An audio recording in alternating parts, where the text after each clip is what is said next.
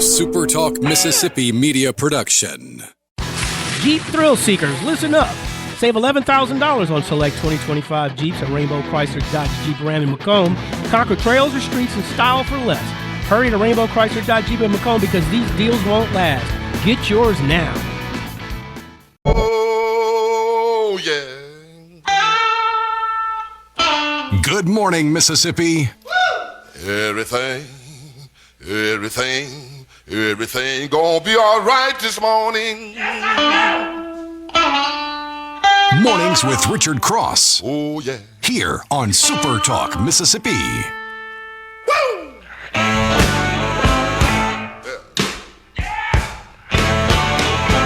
Now, when I was a young boy, at the age of 5, my mother said I was gonna be the greatest man alive. Good Thursday morning. Now I'm a man. Welcome in. It's Mornings with Richard Cross on SuperTalk Mississippi. Glad to be with you to start the day with the weekend just around the corner. Will East, he's been doing the heavy lifting this week. He's into day 4 of fill-in.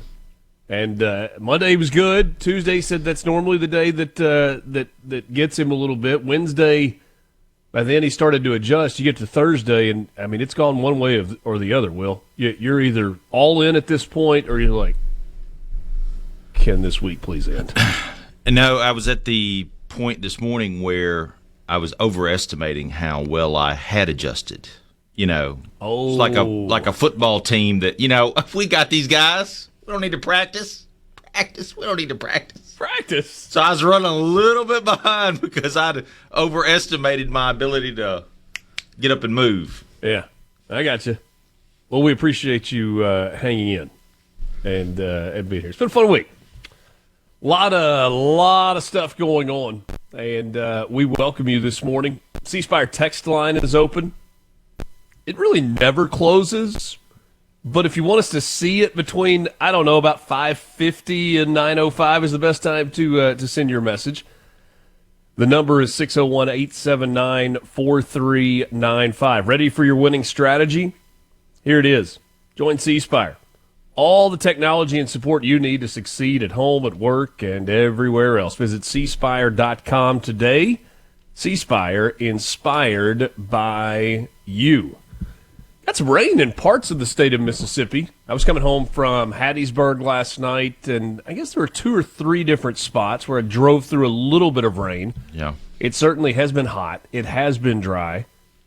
I saw some guys mowing the other day that were, the highways and byways, but in some of the places where you've got like a big interchange, a couple of highways, and, maybe one's running over top of the other, and there's all the green space that's kind of in the 4 corners of that big interchange.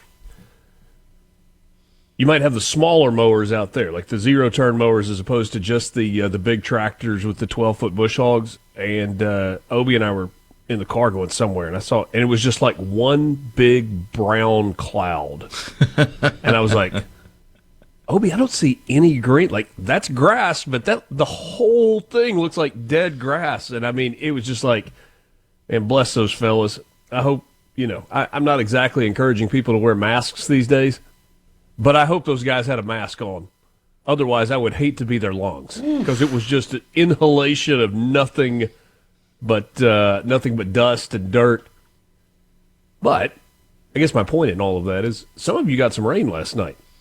I got a little bit of a sprinkling, and it was just enough to where the steam. Oh. It all turned to steam. Yeah. We all know exactly what you mean. We recognize that, and it's when you try to, you kind of need a straw to breathe. Like you feel like you got to slurp in the oxygen at that point. Yeah. Not going to be quite as hot today. Catch a little bit of a break. Clarksdale sunshine, some cloudy intervals, high of 93. Here may be the kicker though. Wind out of the northeast at 10 to 15 miles per hour. Yesterday in Hattiesburg, Will, we were up on the second level at Ed's, and we started the show. Man, it was hot. and it was stagnant. But something came through. It was almost like there was a little bit of a front that came through. The breeze picked up. Yeah. And it was out of the north. It was like, you know what? This is doable all of a sudden. Low 90s with that breeze, you can handle it. Kosciuszko, mainly cloudy for you. Stray shower or thunderstorm possible. 90 degrees with winds out of the north-northeast, 5 to 10. Same thing in Port Gibson, partly cloudy skies. A stray shower or thunderstorm is possible for you with a high around 90. Pascagoula, chance of rain today. A 50% chance with variable clouds and scattered thunderstorms. 89 is the high for you today in Pascagoula. The great Jack Buck. The reason that a lot of people in this part of the world are fans of the St. Louis Cardinals, the voice of Jack Buck. Born in 1924. He called everything. I mean, he was known as the Cardinals announcer, but, MLB announcer on television, on the radio, NFL games, all kinds of sports stuff from Jack Buck. Passed away in 2002. Wilford Brimley was born on this day in 1934. The American actor known for Cocoon and The Natural, which is interesting because I thought he was known for Quaker Oats. I'm going to look up Wilford Brimley at the age of 20 because he always looked 84. He never looked young. Like, I do know that he did not age one day from, 1984 until his passing in 2020. He was either selling Quaker Oats or life insurance in those infomercials. Okay, here's something for you. Gwen Stefani is now the age Wilford Brimley was in Cocoon, and I'm looking at a picture of the two of them side by side. He always looked the same. That mustache. What else did he do? He did Quaker Oats, and he did like some sort of insurance thing. Yeah, it was life insurance. Life insurance. Yeah. And it was always like he was sitting at the kitchen table of like this Americana family home, and Wilt Chamberlain was born on this day in 1936 in both the college and pro basketball Hall of Fames. 4-time NBA champion, 13-time All-Star, NBA championships in 67, 72 as well when he was MVP. Played with the Philadelphia/San Francisco Warriors and then the Philadelphia 76ers and then Lakers. Some of you reminding us that the diabetes commercials. Diabetes. That's what diabetes. Diabetes. There it is. Colonial Penn Life Insurance. That was it. Shaq Bully reminds us that Wilford Brimley was in The Firm. He was in The Firm. I watched The Firm the other day, and he's Did you really? He's like a bad guy in The Firm. How did it hold up? The story is still very good.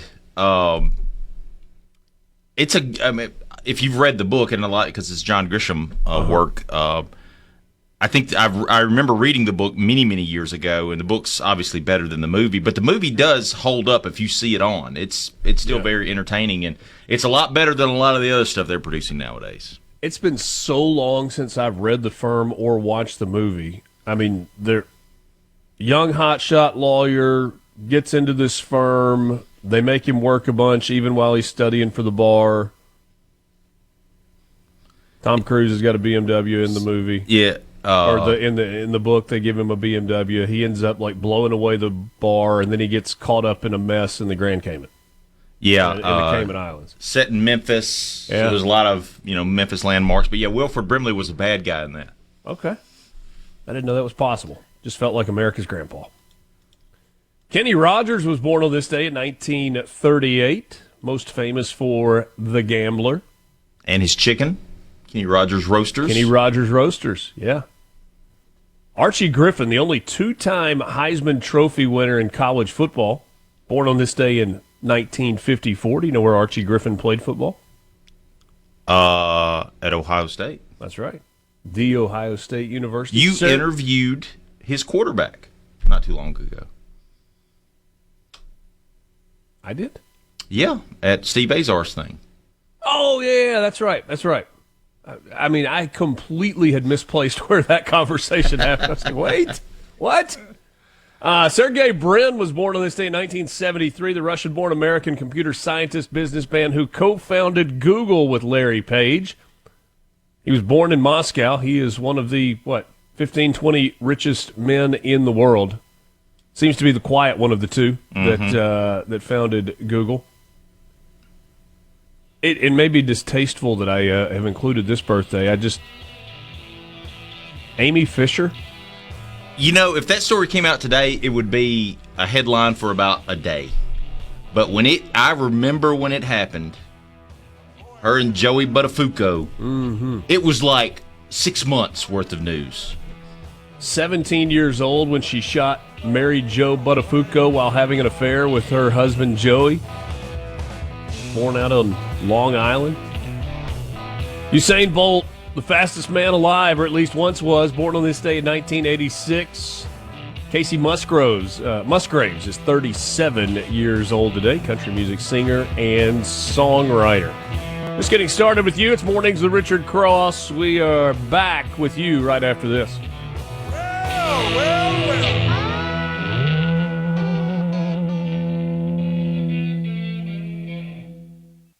From the Venable Glass Traffic. Mississippi in the know.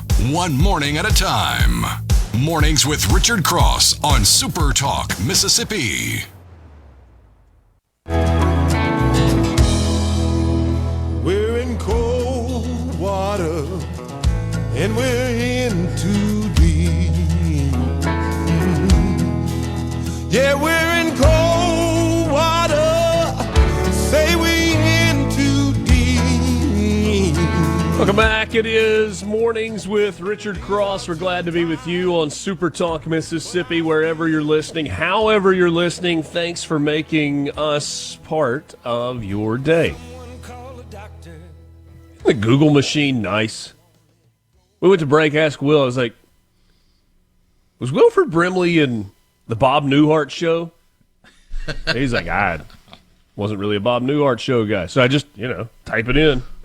Wilford Brimley did not appear on the popular 1970s sitcom, The Bob Newhart Show, starring Bob Newhart as psychologist Dr. Robert Hartley. However, they were actors in the 1997 film In and Out. And then, in a lot of ways, you guys on the C Spire text line are like the Google machine as well, because you just immediately throw the facts at us. The Seinfeld references, the Penn Colonial Life Insurance, the diabetes commercials, all of those things. So, thanks for fact checking us and helping us out in real time. I don't know if it was the inspiration for the movie The Thomas Crown Affair, but on this day in 1911, the Mona Lisa was stolen from the Louvre by a man named Vincenzo Peruggia. It was recovered 2 years later. Art theft is a fascinating thing to me. Have you watched any of those shows on Netflix about art theft? No, I haven't. There's one on a famous art heist. I think it was in the Netherlands or somewhere. And then there's a couple more about some diamond heists that took place. It's like a movie. It's like a real life movie. Does it glamorize them? Yeah, a little bit. I mean, it's pretty amazing how, number one, how ingenious some of these people are who steal this stuff, and two, how dumb some of these people are who are in charge of security. Yeah. 1931, Yankees slugger Babe Ruth became the first in Major League Baseball history to hit 600 career home runs. Did so as New York beat St. Louis at Sportsman's Park 11-7. On this day in 1942, Walt Disney's animated movie Bambi was released, based on the book by Felix Salten. It was not endorsed by PETA. PETA a thing in 1942? I don't know. God, that movie came out in 42. Think about. I know. Wow. Thumper was a stud even in 1942. Remember Thumper the rabbit? Yeah. Yeah. Remember the You get that. end of Bambi's When the fire came? when the hunter came. Well, yeah. But wasn't there a scene where the fire kind of flushed them out? Yeah. In the woods? I think so. 1961. How about this? 1961. American country singer Patsy Cline recorded a song written by a struggling songwriter. May have kind of put him on the map. The name of the song was Crazy. The songwriter was Willie Nelson. He wrote a lot of stuff and just like $20. Yeah, and I think he said that he wrote Crazy and he got like $60 for it. So no mailbox money for no Crazy? mailbox money. He signed all the because he had at the time he had a family and struggling. Second reference this week to Patrick Swayze. This day, 1987, Dirty Dancing, directed by Emily Ardolino, starring Patrick Swayze and Jennifer Grey, opened in the United States. Pretty fascinating what happened with Jennifer Grey. Oh, do tell. She had a nose job after this. Uh-huh. And her own friends didn't recognize her, and it killed her career. Really? She has since made a little bit of a comeback. She's been in a few things here and there, but, I mean, she was in Ferris Bueller's Day Off. She was in some other stuff. She was in this. I mean, she was a big-time star, and she has this nose job. And, like I said, her own friends didn't recognize her. That's how radical it was. And that's it. You don't hear from her for the next 20 years. Yeah. She has made a little bit of a comeback. She had a schnoz, though, in Dirty Dancing. She did, and like I said, I mean, nobody recognized. I mean, you look at her pictures of her right now. She's 65 years old now, versus then. They don't look like the same people. No, they certainly do not. What was the other movie that she was? I think she was the sister. She was the older sister in Ferris Bueller's Day Off. Yeah, and I think she was supposed to be in Ghost. Oh, also with Patrick Swayze. But because she had the nose job, they cast somebody else. Wow. Ended up getting, was it Demi Moore? A 15-year-old student is behind bars for allegedly pulling a gun on his fellow students and then firing in the direction of a school bus, according to officials at the Gulfport Police Department. Lieutenant Jason Ducray confirmed officers took Caden Jeremiah Ashford into custody and charged the teen with one count of possession of a handgun on school property, that's a no-no, and one count of shooting at a vehicle, also a no-no, especially when it was a school bus. Officers responded a couple of days ago at 4:05 p.m. after getting reports of a person with a gun. The two-day investigation found Ashford had gotten into a verbal altercation with a handful of other students before the group got off the bus, and Ashford brandished the firearm. He then discharged it several times in the direction of the school bus before fleeing the scene. He is being held at the Harrison County Adult Detention Center with a bond set at $1 million by Judge Diane Ladner. Hundreds of workers at the Grenada paper mill may soon be looking for new jobs. Domtar, a North American manufacturer of forest products, announced Wednesday that it is indefinitely idling its operations in Grenada in September. The company cited the current paper printing market as its primary reason for halting functions at the facility. Domtar took over the mill in 2023. They purchased it from Resolute Forest Products. They currently employ 181 people. About their Grenada mill, built in 1989, Domtar boasts it's one of the most modern, high-speed, and efficient newsprint machines in North America. The mill produces high-quality, cost-competitive products sold to newspaper publishers across the southeastern United States, Mexico, and Latin America. The company has recently decided to scale back to align its operations with current business conditions. Grenada city officials are certainly concerned about the business's decision to cease operations, but they have expressed their gratitude for the contributions that Domtar has made to the local economy over the years. In the meantime, the city plans to work with state and regional allies to mobilize resources to try and assist the affected workers. Keep an eye on that story. Accelerate Mississippi announced Wednesday that it is introducing Encore, calling our retired experts. It's an initiative aimed at connecting experienced professionals with instructor, trainer, and mentor opportunities within the state's workforce development framework. Encore, per a release from the new state agency, seeks to develop a centralized pool of skilled individuals, particularly those nearing or entering retirement who want to stay involved and make a meaningful impact on the future workforce in Mississippi. There's a streamlined process. You can register if you're interested at Accelerate Mississippi's website.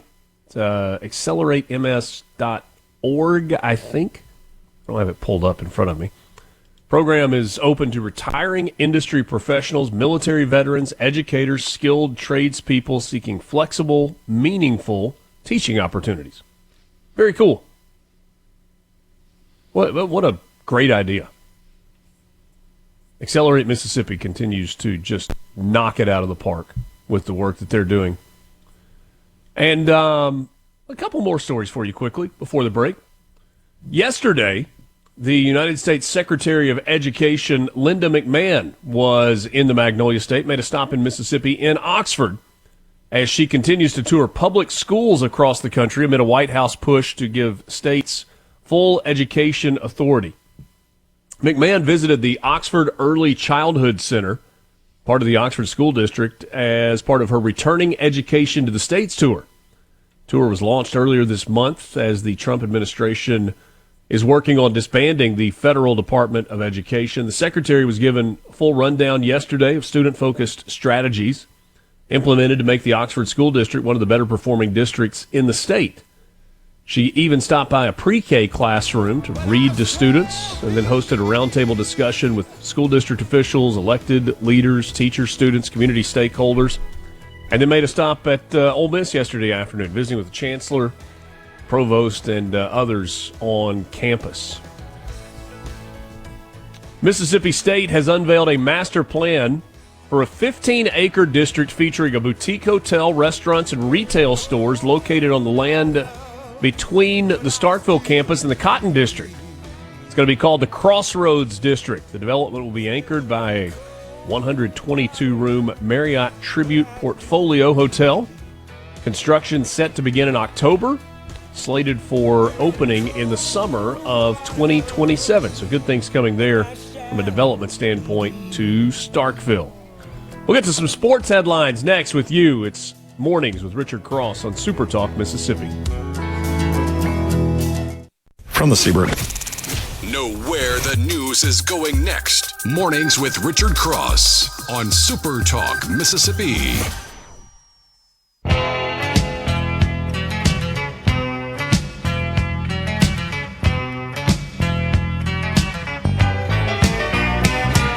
Southern nights.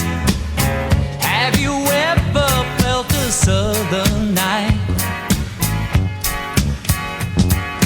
Free as a breeze. Appreciate you being with us on this Thursday morning. You realize that a week from today, I always have said that during college football season, especially if you live in or around a college town, it feels like the weekend starts on Thursday.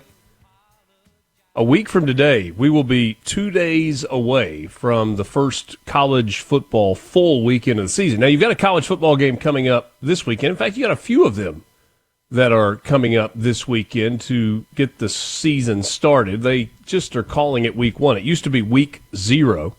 It's time for your morning sports update brought to you by Pearl River Resort. Fall golf is on the way. If it's been too hot for you to get on the golf course, just know that it's going to get better soon. And there's no better place for fall golf than Dancing Rabbit Golf Club. 2 18-hole championship courses, the Oaks and the Azaleas. You can book your tee time online at dancingrabbitgolf.com. Dancing Rabbit is part of Pearl River Resort. So this weekend at the Aer Lingus College Football Classic in Dublin, Ireland, you got a top 25 matchup to start the season. Iowa State and Kansas State will play at 11 o'clock this Saturday morning on ESPN. There are a few other games that are happening this weekend. Idaho State and UNLV. That's in Vegas. Fresno State and Kansas taking on the Kansas Jayhawks. Sam Houston and Western Kentucky are going to play. And then on Saturday night this weekend, you got Stanford and Hawaii coming your way from Honolulu. So a really light slate of games, but a bit of an appetizer. It's like kind of a small appetizer. Like you order cheese sticks when you get to the table and they're gone in a blink. But you know that the salad and the entrees are on the way really, really quickly. The big opening weekend of college football season will be next Thursday, and you got games on Thursday and Friday and Saturday and Sunday, and then it'll wrap up on Labor Day, Monday night, a week from this coming Monday. So it is finally here. We've got the final weekend of the NFL preseason coming up, and those games get started tonight. The NFL then takes a week off before they roll into the regular season when they added a 17th regular season game a few years ago. They scaled the preseason back from 4 games to 3. Tonight, Pittsburgh is at Carolina.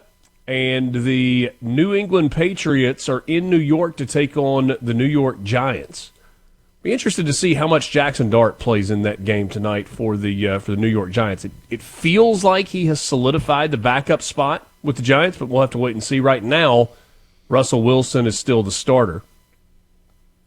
And then a handful of games tomorrow. Philadelphia and the Jets are playing tomorrow night.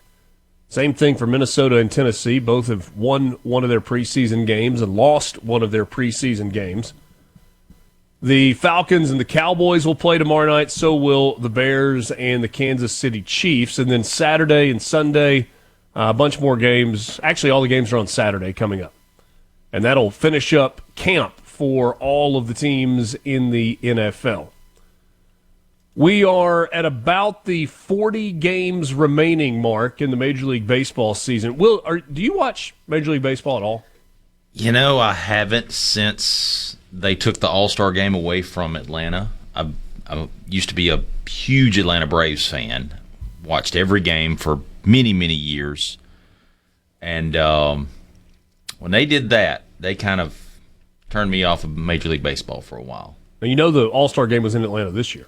I do, but when they took it away for political reasons a few years ago because of the voting law that was passed in Georgia, it got me angrier than I should have been about it, and I retaliated by refusing to watch. There were lots of people that stopped watching Major League Baseball after the strike back in the mid-'90s. It was 94? Yeah. And the Braves won it all the next year in 95, and then it was the summer of 97 when you had the home run chase, the home run race between Mark McGwire and Sammy Sosa that brought a lot of people back. And it's just kind of been there. I mean, baseball is still fairly strong locally, even regionally, but not much nationally. Some of that is because of the way it's distributed now. I mean, you remember how many games ESPN used to have on? You used to have Sunday night baseball, and you had Monday night baseball, and you had a Thursday game a lot of weeks as well. But it's kind of lost its steam in the regular season. It's a long season, 162 games, and then it kind of gets rolling for the playoffs. And people will jump back in for the playoffs. Dave says, count me as one who stopped watching after the strike, and then after the Atlanta fiasco, it sealed the deal for me. Somebody said kind of difficult to watch Major League Baseball because of the TV issues and blackout rules. You don't know where I mean, for going back to the Braves for a second, I mean, for our entire childhood and into our early adult years, some would argue as to whether or not we're adults at this point, you knew where the Braves were playing. Put it on the Superstation, TBS, and there was Atlanta with Skip and Pete and my John summers Sutton and the whole crew. My summers, my mom would drop me off at my granddad's. Friday night, we're watching the game. Saturday, we're watching the game. Sunday, before she came and picked me up, we're watching the game on TBS. Yep. And for a lot of people, I remember like having a babysitter in the summer and always watch Cubs games in the afternoon. On WGN. Yep. WGN, also a superstation. Landscape certainly has changed. Herschel says, yay for Will. Politics does not belong in sports. Enjoying the show. Thanks, Herschel. So a lot of you kind of along those lines. But I'll give you scores from the MLB yesterday anyway, just in case you are still a fan. I will say this. They have improved the product on the field tremendously over the past few years with pitchers going, 100 miles. Everybody throws 100 miles an hour. Home runs. The Yankees, did you see what they did with home run? Your Yankees, I know you're a Yankees fan of the past two games.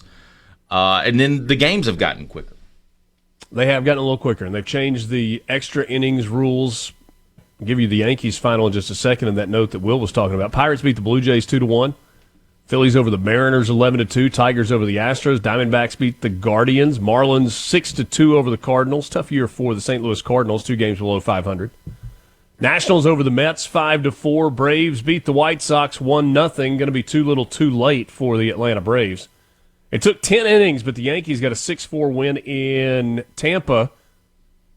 Just a weird setup, right? That's a home game for the Tampa Bay Rays, playing at George Steinbrenner Field, the spring training home of the New York Yankees. But you remember the Rays don't have a place to play this year because of the damage that was done last year to Tropicana Field. The A's, who are a team kind of without a home, they played in a AAA ballpark this year, 4-2 over the Twins, their new home being built in Las Vegas. Rangers 6-3 over the Royals. Cubs beat the Brewers 4-3. Cubs playing good baseball.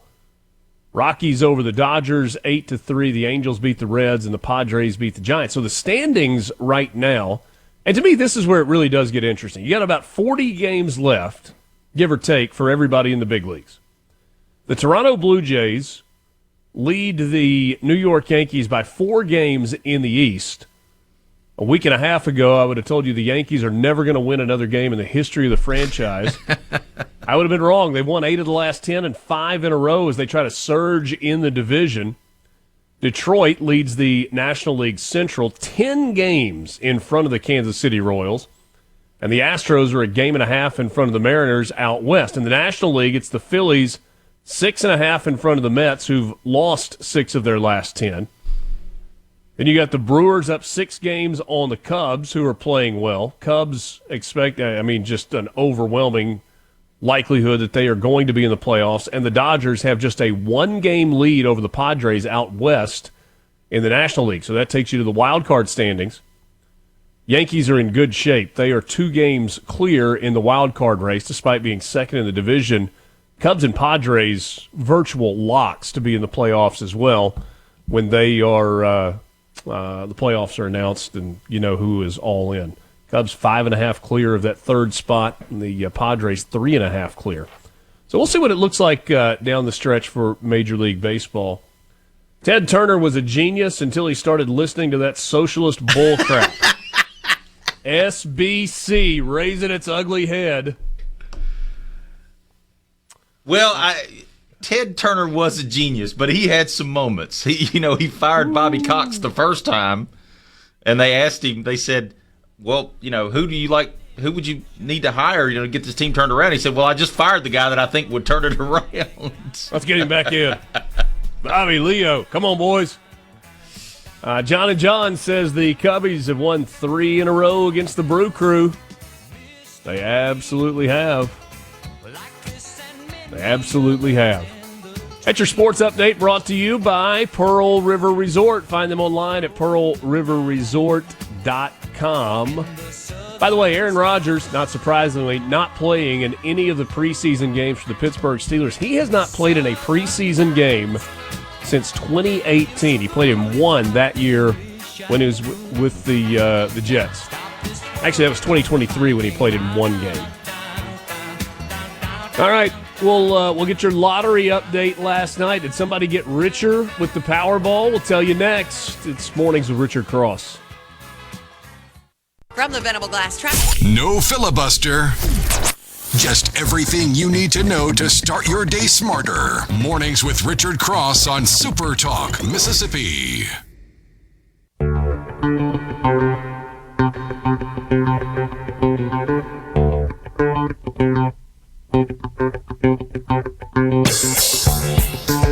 Good to be with morning. It's time for your Mississippi Lottery update, brought to you by the Mississippi Lottery, mslottery.com. No jackpot winner in Lotto America last night. Jackpot for Saturday is now up to $2.3 million. The estimated cash value for that, just a touch over $1 million.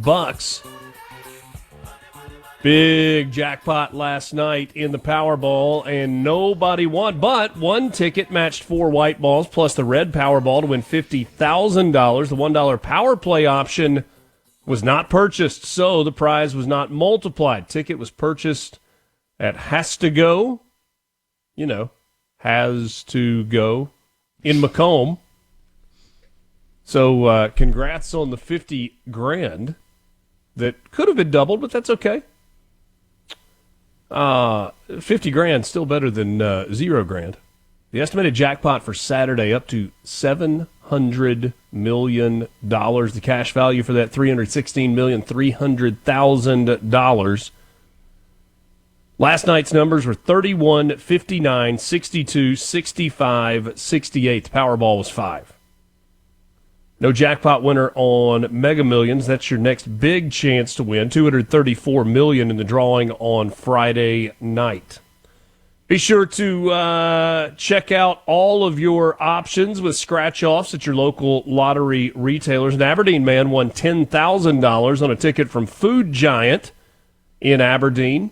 That was on a $10 Red Hot Cash scratch-off.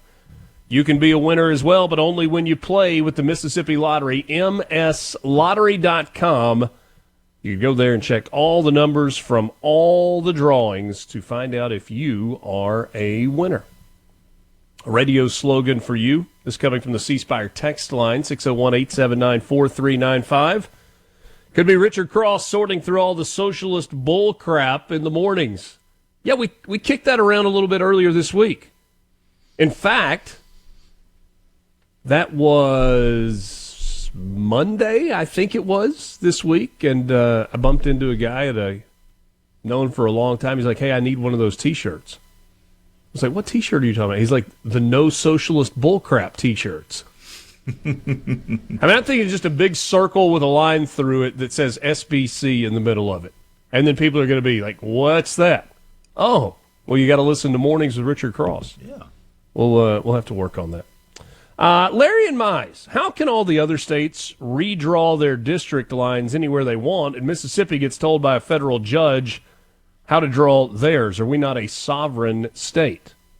Well, the truth of the matter, Larry, is that you are about to see lawsuits out the wazoo with regard to the redrawing of district lines. Texas yesterday officially got their new district lines drawn as Democrats came back after their walkout of the Texas legislature. So plus 5 Republican district seats, or assumed Republican district seats, in Texas, but you better believe they are about to sue in the state of Texas. California says they are going to redraw their district lines. I think Gavin Newsom tweeted, among other things last night, game on, Texas. And Missouri is the most recent state to announce that they are going to redraw the district lines. You can assume that there will be lawsuits there as well. So, a litigious society becomes even more so. What happened to your abbreviation for the little kids? That's from Jason in Starkville. I mean, I feel like I can say it once or twice, Jason, and then we just go to no SBC after that. I mean, we got to let a few more people in on the joke. You can join the conversation on the C Spire text line at 601-879-4395. Got some guests coming up this morning. 7:37, William Russell will stop by. He is a principal at Magnolia Management Group, formerly an advisor and state director for the Trump campaign in the state of Mississippi. Always enjoy our visits with William Russell. Sally Doty will be by as well. She's director of the Mississippi Office of Broadband Expansion and Accessibility. I'd be interested to talk with Sally. I mean, a couple of days ago when we were in West Point, we spent some time with the folks from 4 County Electric and also with Joe Max Higgins talking about power. But the the side-by-side conversation there is broadband availability, making sure that not only is it available, but it's plenty robust. So we'll talk about what's going on at Beam with Sally Doty. And then State Representative Clay DeWeese will join us later in the 8 o'clock hour. He will be in studio with me. We'll talk a little bit about the event yesterday at the Oxford School District where Secretary of Education Linda McMahon was here. He was at that. Also was part of that contingent from the legislature that was in D.C. a couple of weeks ago. And we'll get into some spending plans. Clay is a co-chair on appropriations. And we'll get into what some of those spending plans are starting to look like for the 2026 legislative session right here in Mississippi. 7 o'clock hour is on the way. Coming up next, it's the news from both the SuperTalk News team and Fox News. Then we'll get rolling in the 7 o'clock hour. Thanks for joining us. Glad to have you along for the ride on Mornings with Richard Cross on SuperTalk Mississippi.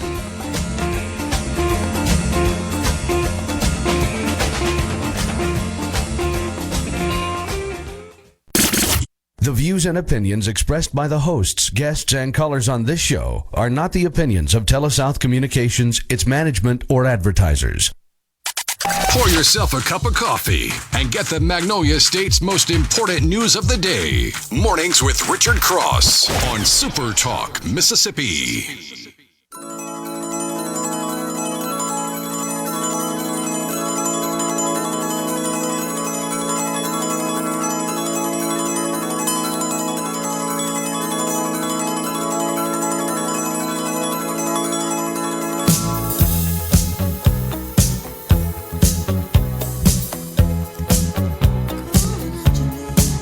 Absolutely thrilled to be with you this morning, starting the day off on this Thursday as we roll into the 7 o'clock hour alongside Will East, who has been in for Lance Tolbert this week. I'm Richard Cross. Thanks so much for joining us. You can be part of the conversation on the C Spire text line at 601-879-4395. Again, 601-879-4395. 4395. In sports and business, having the right team behind you matters. Partner with C Spire today for business solutions from dedicated, certified IT engineers. Learn more at cspire.com. C Spire, inspired by you. Michael and a couple of others suggesting that I should be careful with SBC as a slogan for the show, that there are some that might be offended. I don't know if offended is right. I'd be like, I wish you wouldn't say that on the radio. Oh, okay, fair enough. Will, somebody's looking for a status on their Dirks Bentley tickets. I sent them to him yesterday. Well, there you go. Should be good to go. Only a socialist would complain about no SBC. That's kind of the point. Oh, my. Jim and Ripley says you're going to alienate a bunch of Southern Baptists if you do SBC with a line through it. And then he says, he is qualified to make the joke because he says, we get our feelings hurt easily. We're so sensitive. Jim, thanks for listening this morning. Thanks for being part of the conversation. I teased this story yesterday and then I didn't get to it.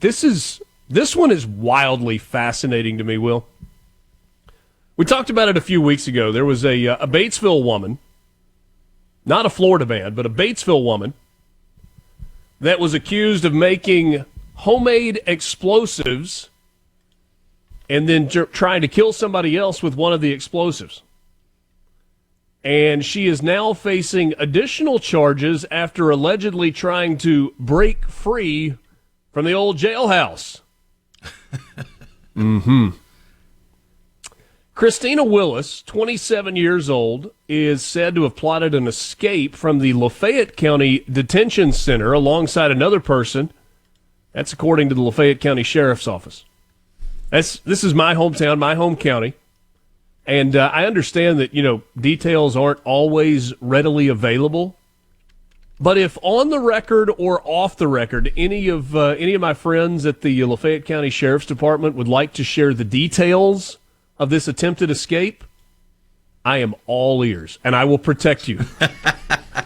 But I need more details.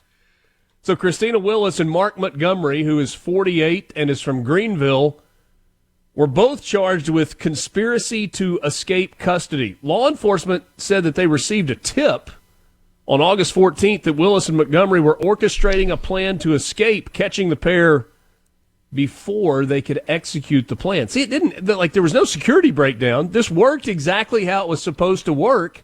I just need to know what this plan that they were orchestrating was. Tie the bed sheets together and break the window and throw them out. You know, there's construction that's going on right now, Will, at the Lafayette County Detention Center. Did it have anything to do with that?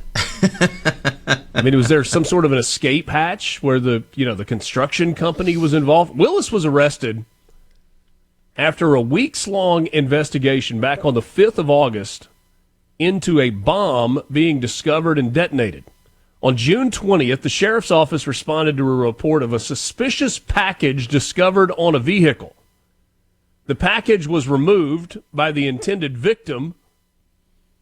That's risky. And then turned over to investigators. The Tupelo bomb squad came over. So did the Bureau of Alcohol, Tobacco, Firearms, and Explosives. And their technicians removed a live explosive device from inside the package and rendered it safe in a secure area. Whoa. Through a search warrant, investigators subsequently arrested and charged.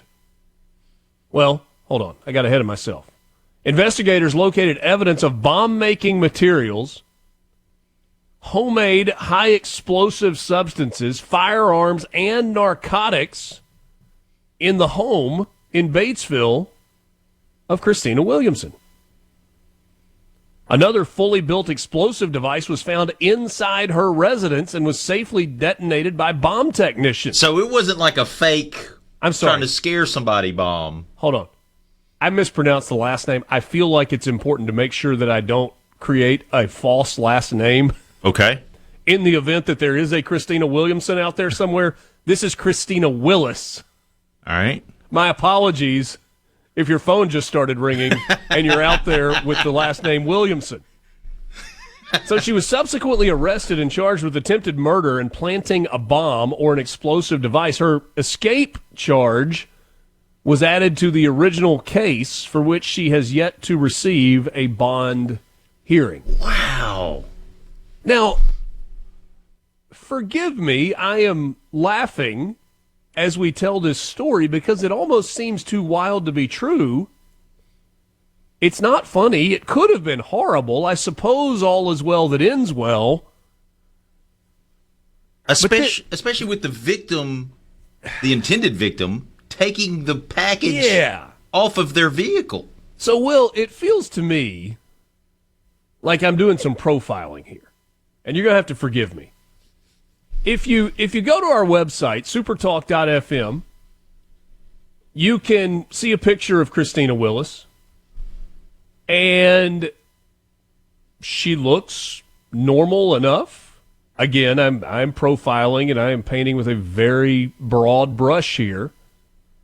But whatever the picture in your mind is of someone, a female nonetheless, that would build a bomb, multiple bombs, in her home and be so disgruntled with someone that she decides to take that bomb, package it up, try to make it look like an Amazon package, set it up against the windshield on the hood of the car for the special someone on the receiving end.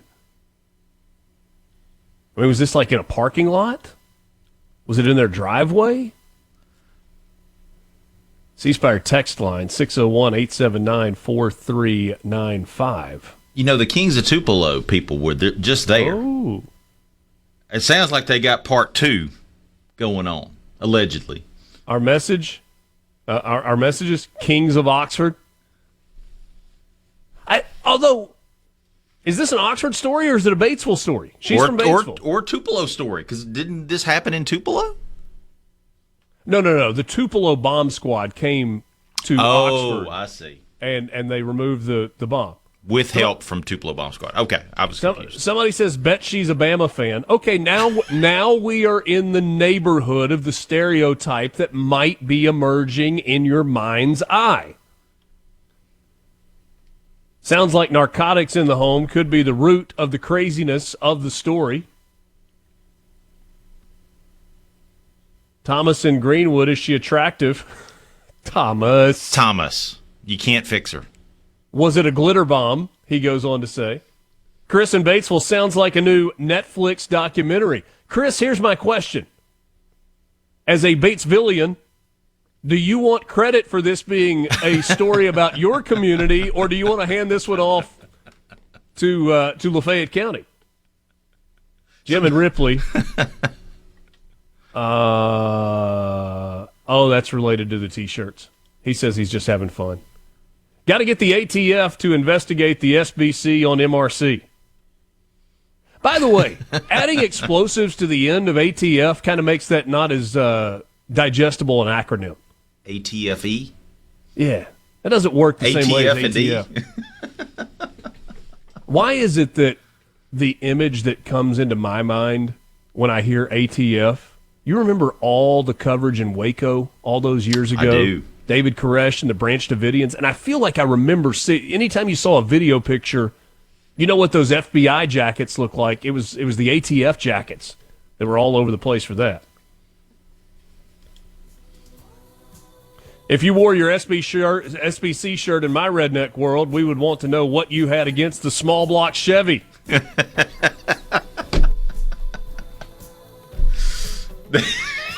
Our friend that was worried about their tickets got their tickets. Outstanding. Oh, he did? Okay, good. Hey, if a production crew shows up to a town, it's attracting business to any town. Somebody says, I bet it's easy to move her house, RTR. Oh, Bubba. Are you saying like this is a Jeff Foxworthy thing if the cars in your front yard are mobile and if your home is mobile and the cars in your front yard aren't, you might be innocent until proven guilty, by the way. That's right. Miss Willis is innocent until proven guilty. I need the details of how they were planning to try to escape. From the Venable Glass Traffic. Shaping Mississippi politics each morning. Mornings with Richard Cross. Super Talk Mississippi.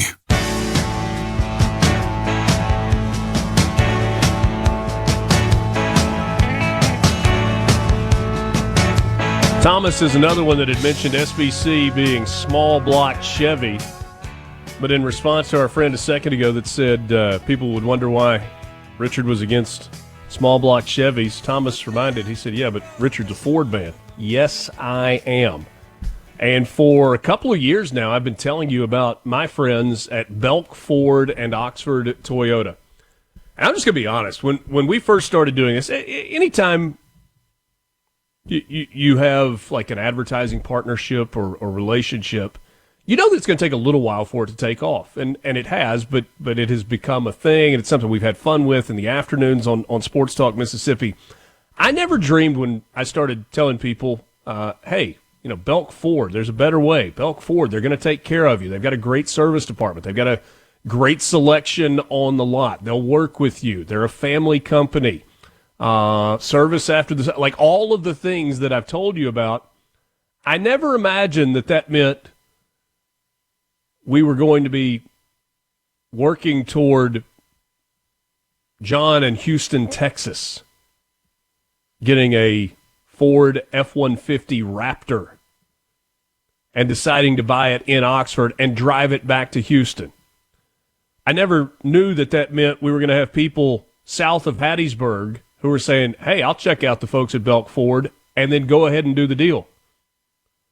And the most recent of these, there have been lots of others, there's a guy in Atlanta whose son is now of driving age, and he's tired of dealing with big city automobile dealerships where it's just churn. How many cars can you sell? How fast can you sell them? And he's coming to Oxford to get a Bronco Sport from Belk Ford, and he's going to drive it back to Atlanta and hand the keys to his son for his first vehicle. You can have that experience as well, and you don't have to live in Atlanta or Houston or anywhere else. You can. We'd love for you to do that. But you live right here in North Mississippi, you live in the central part of the state, maybe you're on the coast, Belk Ford will take care of you. I promise it's worth the phone call. Phone call doesn't cost you a nickel unless you're using a payphone, if you can find one of those. I guess you could call from a payphone, although they've got a toll-free number as well. Just go to their website, belkford.net, oxfordtoyota.com. Even if they don't have today on the lot exactly what you're looking for, they'll find it for you, and they'll give you the best deal that they can give. Belk Ford, Oxford Toyota, Highway 6 West in Oxford. Will, Belk Ford's deals are the bomb, but the good kind. Oh, so well done. So well done. So we mentioned it a second ago. Texas yesterday approved the redistricting of the congressional map. What a saga this has been with Democrats fleeing to Democrat legislators in Texas fleeing to places like Illinois and New York and Massachusetts. Well, they were eventually going to have to come back home. And yesterday, the Texas House approved redrawn congressional maps that would give Republicans a bigger edge in 2026, muscling through a partisan gerrymander that launched weeks of protest by Democrats and a widening national battle over redistricting. There was a protest in the rotunda of the Texas State Capitol yesterday. The approval came at the urging of President Donald Trump, who pushed for the extraordinary mid-decade revision of congressional maps to give his party a better chance at holding on to the U.S. House of Representatives in the 2026 midterms. This is vitally important for Donald Trump. I'm not just talking about Texas. I'm talking about the midterms in 2026. If you rewind to his first tenure, you know they were fairly productive in the first 2 years, and then everything came screeching to a halt in 2018, at least in terms of positive things being done, and it turned into an impeachment sideshow. If Donald Trump and his Republican colleagues, constituents, not really constituents, but you know what I mean, if they lose the midterms, it will be Trump 45 2.0 with Trump 47. Like, you won't be done singing the New Year's song before the impeachment hearings begin in the second half of this presidency. The flip side of that, if Republicans hold on to the majority in the House and in the Senate in the final 2 years of this presidency, to me, the only remaining question will be, can Donald Trump keep up the pace that he has kept for the first 2 years, that he's kept for the first 9 months? I was talking with somebody yesterday, or a couple of days ago, talking about, the pace at which Donald Trump operates. And like, I don't think the guy ever sleeps. Yeah, I don't think the guy ever sleeps. Thomas in Greenwood, do you guys feel good about the midterms? I think so, but I'm not entirely sure. Here's why I think so. And I might, and so much can happen between now and November of 26, and so much can happen between now and November of 28. But Democrats have kind of shown their hand. It's like you're playing Texas Hold'em, and Democrats have decided that they're going to play with all of their cards face up, which is not, by the way, a very good strategy for winning in Texas Hold'em or any sort of a poker game. What do I mean by that? Forgive me for being a broken record on this, but because I've said it a bunch of times. It was so fascinating in the immediate aftermath from the last presidential election to watch the stages of grief with the Democrat Party. Because first it was shock, right? I can't believe that Donald Trump won again. And then it was sadness. I can't believe Donald Trump won again. And then it kind of turned into action, or at least it turned into words. And there were some smart people, I think, who were saying the Democrat Party has to find a new message. Clearly, the messaging of the Kamala Harris campaign did not resonate with Americans. Saying that the economy was just fine, which was a Biden thing that carried into the Harris campaign. The economy's just fine. Look at these numbers. No, I'm not going to look at your numbers. I'm going to look at the receipt when I buy gas. I'm going to look at the receipt when I leave the grocery store. I'm going to look at my mortgage statement and see where the interest rates are. And Donald Trump campaigned on the economy. And there are a lot of people that say, well, the economy's not really any better. It kind of depends on where you look. But there are a lot of positive signs with the economy. Whether you want to look at the stock market, and that's the market, not the economy. It's not the same thing. You want to look at the revenue generated through tariffs. You want to look at gas prices. They are down. The places that they're not down are blue states, where the taxes are inordinately high on gas purchases. And then he campaigned on safety, and he has shut down the border. And border crossings illegally are basically at zero for 3 or 4 months in a row now. And they are deporting people, and they are trying to return law and order to cities. And so in this search for what's going to be next, Democrats said, we've got to find a new message. We've got to find a way to connect with Democrat voters and connect with people that are more in the middle, because there are a lot of people that are Republicans or are centrists that very much would cross over and vote Democrat if the Democrat policies were not so Looney Tunes. And of all people, in an interview with Laura Ingraham yesterday, J.D. Vance laid out the strategy for Democrats. He basically said they're our best friends right now because they're crazy. They're doubling down on illegal immigration. They're doubling down on the economy's not good, despite what the numbers and maybe even your own pocketbook tell you. They're doubling down on continuing to be against getting boys out of girls' sports. And then they've got Gavin Newsom, who's like trying to become the leader of the party and make his run for president in a couple of years, who's trying to be funny on Twitter constantly and just isn't. All while his home state is massively in debt, has not recovered from the wildfires, not even close to that, and has all kinds of other issues going on in California. And so the things that came out of the mouths of Democrats immediately after the historic second win for Donald Trump, it took about 3 weeks to a month of them saying, we got to find a new voice. We've got to find a way to connect, to just going back and doing all the things that they did that lost them the election nationally. Who was it? Ron DeSantis earlier this week who said, people talk about how do you decide what's best for Florida? And I'm paraphrasing here. He said, it's actually really easy. I've got a cheat code for running the state of Florida. I look at what's going on in Illinois, New York, and California, and I just do the opposite. And it's certainly not that simple, but there's some truth to what Ron DeSantis says in that, because the states that are excelling right now are doing the opposite of what New York and Illinois and California are doing. More MRC after this. From the Seabird Pain. The Mornings with Richard Cross is brought to you by Covington County Hospital in Collins, where your health matters. Mornings with Richard Cross, here on SuperTalk Mississippi. What else? And always on the SuperTalk app.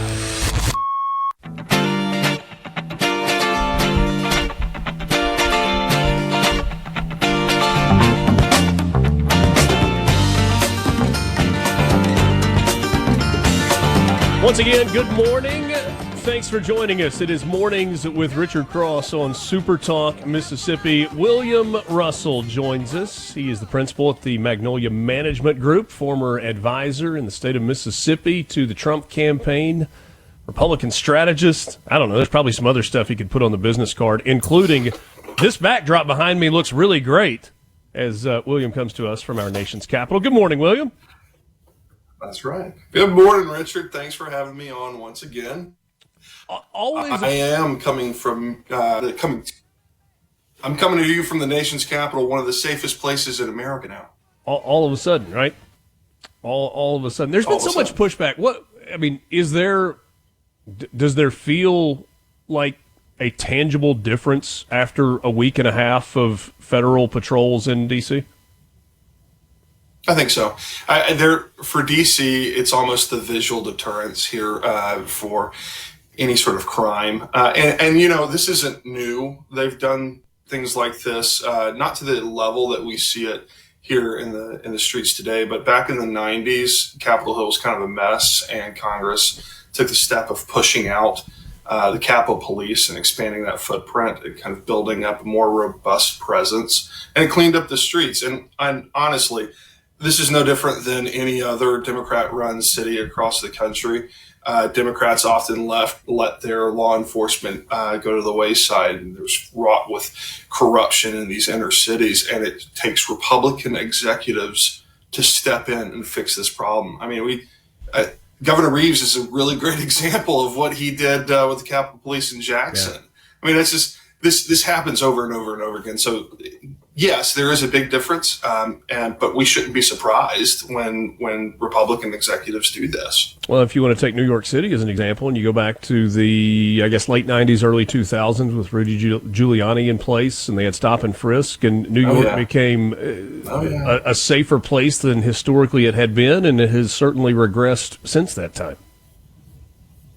Absolutely. I mean, It's upsetting to see what happens in these inner cities, but I'm thankful for these Republican governors and the president for stepping in. I mean, it's a projection of strength, which is not a new idea for the Trump administration. This is what he does. Yeah. There was an interesting tweet this morning from Governor Tate Reeves. I want to kind of tie Mississippi and D.C. together just for a second ago. He said there was a time not long ago when folks from every state loved to trash us, regardless if their words were true or not. Now things have changed. And then he tags Vivek Ramaswamy, says he's the leading candidate for governor in Ohio, and here he is praising and even pushing to emulate Mississippi. Higher standards, common sense, conservative reforms work. The Mississippi Miracle proves it. By the way, I do know that there are some that push back on the idea of the Mississippi Miracle because of the amount of hard work and levels of accountability that were put into place to achieve that. It didn't just happen because there was a magic wand that was waved. But I'm curious, as you talk to people in and around Washington, D.C., are there folks that are discussing Mississippi that are asking the question, okay, how did this happen? They went from the bottom of the barrel to a very respectable spot and looks like they're continuing to climb. Is that conversation real outside of our state, where we certainly have patted ourselves on the back, and I think deservedly so? Buddy, you best believe I make it part of the conversation. I'm proud of what the state has done. I mean, I've been in this city for a long time, and there's a lot of predetermined expectations out of Mississippi. So I take great joy in talking about the successes that my state has accomplished over the past. It's really been past 10 years, but we saw just as recently as last year the GDP numbers that are coming out of the state, and knowing that when we take a kind of more holistic approach to specifically economic news, as the president brings onshores more jobs back to the United States, Mississippi is one of the prime places for these factory jobs to come. Good, high-paying jobs coming to the state of Mississippi. So economically, we're kind of on the lip of the cup. We're almost there. Let's take a look at our education system, where we've gone from the bottom of the barrel to, like you said, a very respectable place now. The point of all of this kind of speaks to the hardworking Mississippian. And that's one of the reasons why I'm proud to be from Mississippi. That's one of the things that I do on a daily basis. I'm a part of a Florida firm here in D.C., Ballard Partners. So I have a lot of course, the Trump administration is heavily Florida-centric right now. But I take great pride in talking about my state in this Florida firm, telling them, Ron DeSantis, great governor. He's doing a great job right now. But so is Governor Reeves. He's doing a great job. And so did Governor Bryan before him. We've had this history. It's kind of been a slow buildup, but we've kind of reached, I think, this point of success where we are about to have a boom in the state of Mississippi. But this is kind of the formula that's always been, right? This is preparation plus opportunity equals success. And that's kind of where we've been building this long track up to. And I'm very excited to see what comes next for the state. It's also when you look at the United States, it is the southeastern United States that is booming economically and has got a lot of good things happening. And you talk about Republican gubernatorial leadership. You are talking Ron DeSantis in Florida. You're talking Brian Kemp in Georgia. You're talking Landry in Louisiana, Tate Reeves in Mississippi, Sarah Huckabee Sanders in Arkansas. There's a theme here. I don't know if you're catching on to the theme or not, but it's consistent year after year Republican leadership. Young Republican leadership. It's really exciting to see. I mean, we can take a look back and at kind of the history of Republicans, and it's always been this forward-thinking group of people that prove to be wonderful executives, and that's why I don't think it's specific what we're going to see this growth to Mississippi. I think this is going to be, to your point, writ large throughout the Southeast. I just think Mississippi is specifically poised to succeed just because we have now the workforce developed. We have the educational system. We have the land to bring in new jobs. I personally think that's where Mississippi is going to succeed, and I think that that's why we're going to see the growth that we're going to see in the next couple of years, as long as we continue doing the things that we've been doing to make us successful thus far. Yeah. Sitting on your haunches or your laurels or whatever, and talking about how good it is now, that doesn't allow you to stay. You got to keep moving.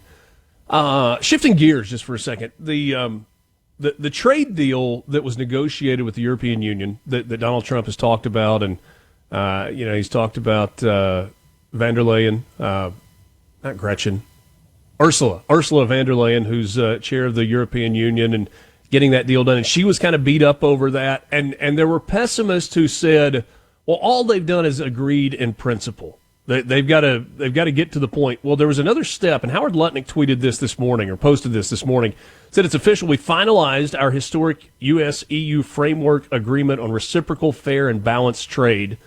The European Union, with the second biggest economy in the world at $20 trillion, has opened its market. He points out that the deal does these things: eliminates EU tariff on all U.S. industrial goods, creates access to the vast European markets for American farmers, fishermen, and ranchers, delivers $750 billion in European energy demand during President Trump's term, and EU firms will invest another $600 billion in new investment into the United States economy. Can you speak to the significance of this? Because those are big numbers, and I feel like sometimes we almost get lost in big numbers. But getting beyond just an agreement in principle or an agreement verbally to framework being done, being one step closer to final signage and this going into pass. Well, I kind of want to take a step back and look at the tariffs writ large and what they do, because all of this is because of the tariffs that the president has put on. Like, let's take a look at the numbers just briefly. We've had a trade deficit now that has gone down by 16%, decreased 16% this year. We've had the lowest trade globally deficit or with the European Union? Globally. Okay, globally. Down 16%. So I'm gonna take a global look at tariffs, and then let's talk about the European Union. Let's take China, for example. China's down to the lowest point trade deficit in 20 years. Let's talk about the numbers of the tariffs, the revenue that we're bringing in. We're going to have close to $300 billion brought into the U.S. coffers. Now, when we take a look at the tariffs writ large, they're kind of doing exactly what they're supposed to be doing. We zoom in and we look at our actual allies like the European Union. What's being done here even though it's just the framework, even though it's kind of not early steps, but we're working our way through the process. We're opening up markets, which is the whole point of all of this. When we have good products here in the United States that we want to get into other countries, one of the byproducts of the tariffs, not only for the revenue and decreasing our trade deficits, is putting U.S. products in the hands of foreign nationals, and they can use. It's the first time that we've done open up markets this widely in a long, long time. And that's just because of a simple thing called tariff. Hold that thought. We'll come back to it on the other side of the break. William Russell joining us from Washington, D.C. this morning. It's Mornings with Richard Cross, Super Talk Mississippi. If you want to join the conversation, you may do so on the C Spire text line, 601-879-4395. Quick timeout. We'll finish up the 7 o'clock hour with you coming up next.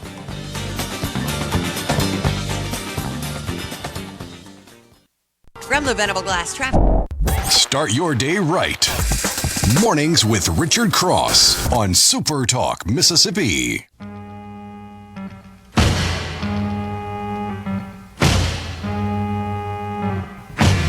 Hot town, summer in the city, back of my neck getting dirt and gritty. Bend down, isn't it? Thursday morning with you. It's Mornings with Richard Cross. We roll on. A conversation continuing now with William Russell from the Magnolia Management Group, part of Ballard Partners in D.C.'s former Trump advisor and part of the Trump team in Mississippi during the last go-around with elections, and always a good conversation. We're talking about tariffs, big picture stuff, money coming in for the United States, trade deals, opening foreign markets, and all of that is well and good. And I'm right there with you in lockstep. But I do think we have to ask the question, yeah, but what about the effect locally? Because there are people that are hurting because of tariffs. Well, one of the things that Donald Trump said from the outset, he was upfront about this, is there's going to be some short-term pain, but the payoff is the long-term gains in all of this. How much are you hearing that with regard to short-term pain? Well, obviously, it's a talking point for the opposition, for Democrats on a daily basis. That's to be expected. But it's more than that too, though, right? I mean, our farmers are talking about it. It has to do, and some manufacturing companies that are dealing with exports, they're talking about it as well. And there are some people that say our prices are going up. I don't know that prices have actually gone up much because of tariffs yet. I don't know if that is going to be the case or if it's going to be offset by more investment. Well, I think that you hit on a critical point here. One thing that we haven't talked about with all these tariffs is the more direct foreign investment that we're seeing in the United States. That's where there's going to be economic growth, where the U.S. government can then appropriate money to the places that need it to kind of grow up that economic base. The whole purpose of onshoring jobs, of bringing in revenue from foreign countries, is for direct economic successes for the United States, and it's going to take time, and that is unfortunate that there are some people hurting right now, and that's where, in short-term pain, there's long-term gain. We've always talked about that. The movements that are being taken by the Trump administration, I think, are going to, over the next 4 years. I mean, let's talk specifically about 2026. So we're probably going to see some lag in GDP. There's a threat of stagflation this year. But I think by mid-2026, we're going to start seeing some bolstered numbers out of GDP, because we are going to have onshoring. I mean, part of my job on a daily basis is to talk to companies that are actively looking to come back to the United States or looking to scale their presence here in the United States up further because of the encouragement that the U.S. government, the Trump administration, has given to the incentives they've given to these companies, right? That's not to be outdone by some of the short-term pain that we all as Americans are going to feel, but there has to be. This is the only way that we can grow. I mean, the point of all this is to bring ourselves back to the America First posture that the president has talked about for many, many years. We're It's releasing ourselves of all sorts of, whether it be Chinese investment, Chinese dependency, whether it be any country out there in the world. We need to be America first. And these are some of the steps that we need to take in order to get to that posture. And William, this kind of ties into the conversation that we were having before you came on. We had somebody that asked a question like, hey, how do you feel about the midterms? And we're still, 15 months away from those midterm elections in November of 2026. But if this is going to work, if it's going to be a long-term play, you got to give it time. And if Republicans don't maintain majorities in the House and the Senate, then 2 years from now, we're looking at an absolute disaster. I don't know that we can look at a more consequential set of midterms than the ones that are 15 months away. I completely agree with you on this. The numbers, historically, I think it's been, I want to say over the past 30 years, the only time that an incumbent retained both houses of Congress was Bush, but that was after the catastrophic event of 9/11. Yeah. So the numbers don't look good. I do think that Speaker Johnson has done a very good job of posturing as much as he can the House Republicans to succeed. He's going to continue to fundraise, and he's going to continue to push the president's agenda. I think we're in the best place that we can possibly be for the midterms. They're going to continue to grow. Now, I will say, though, that we've got some time. What happens till next fall? There's a lot that can happen over the course of the next year. I will say, if you're a Republican that voted for President Donald Trump, you've gotten what you voted for. He has done exactly what he said he was going to do. Are you going to allow him to continue to do that going into the final 2 years of his second term as president? William, always appreciate the time. Hope it's a wonderful day in Washington, D.C., and look forward to visiting with you soon. You got it. Thanks, Richard. Mornings with Richard Cross, Super Talk Mississippi, 8 o'clock hour on the way. Sally Doty will join us to start the hour. Representative Clay DeWeese at the bottom of the hour. News coming up next. Glad to be with you on this Thursday morning on MRC.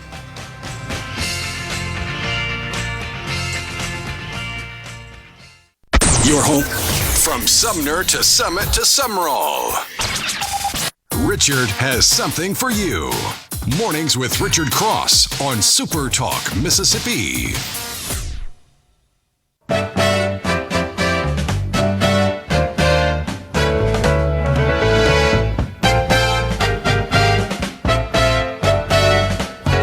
8 o'clock hour, good morning and happy Thursday. Thanks for being with us. It's Mornings with Richard Cross on Super Talk Mississippi. Glad to be with you. Glad to be talking about all the things that are going on in the Magnolia State.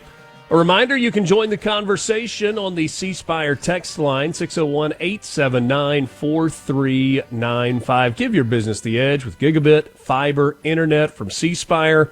Learn more online at cspire.com. C Spire, inspired by you.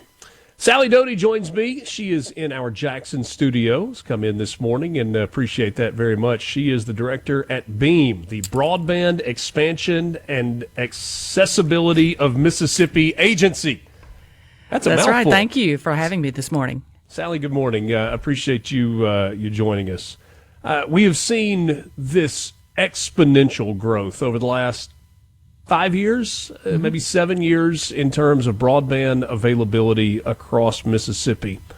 What's the biggest issue today that we're facing as a state? Well, today we are really on the cusp of awarding funding for the remaining unserved locations in Mississippi. And we've been on a very compressed timeline. Our office was created to handle this really large amount of funding. It's called the BEAD program. It's a federal program. And we've been working through the different steps of this program over the past 3 years.